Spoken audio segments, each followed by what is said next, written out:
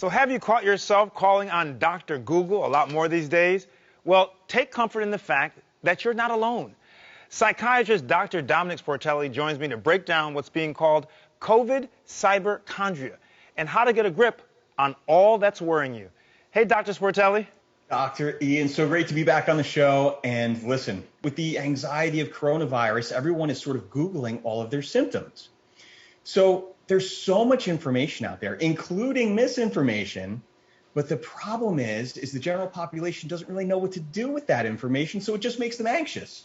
So the first place it starts is people are just, worried about what's going on, right? They feel like they don't have enough information.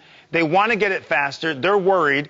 There's a lot of conflicting, information in the media. And so all of a sudden now they're going to the internet and they become cyberchondriacs. Yeah. So, it's good that they're paying attention to their bodies and their symptoms. This is a good thing. But let me just break it down for you psychologically. This is sort of what happens, right? Let's just use a simple symptom. Let's just say you have numbness in your little finger, right?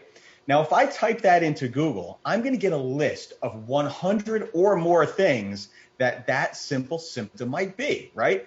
But here's the thing. When you look at that list of symptoms, guess what you're going to pay attention to? You're going to pay attention to the scariest diagnosis on that list. And it's going to make you really, really anxious, right? So this is normal. This is actually a normal thing that humans do. We focus on the negative, and it's actually about survival, right? My analogy is this. If you're in the woods and you hear a cricket or you hear a lion roar, which one are you going to pay attention to, right? So you're going to pay attention to the lion. That's right. Because that's the one that's potentially dangerous. That's right. So for survival reasons, we do pay attention to the dangerous stuff. The problem is when we get a list of 100 symptoms and one diagnosis is, maybe you have a little musculoskeletal problem in your little finger, but also on that list could be a brain tumor, right? You're going to pay attention to that brain tumor. Or if you have a little bit of a cough, all of a sudden you definitely have COVID, right? So the difference is that doctors are trained to do what's called differential diagnosis. So when we see a list of 100 things, we know what we can sort of cut out very easily, but the general population doesn't. So this is just making people so anxious.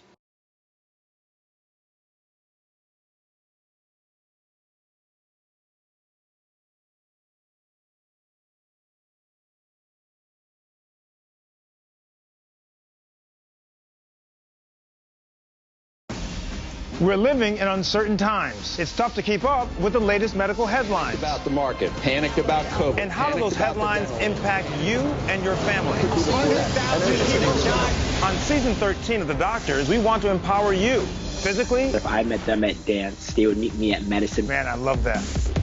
Emotionally. If I can change my thoughts, I can change my feelings. And medically. He doesn't have his mask up, which is not a good thing.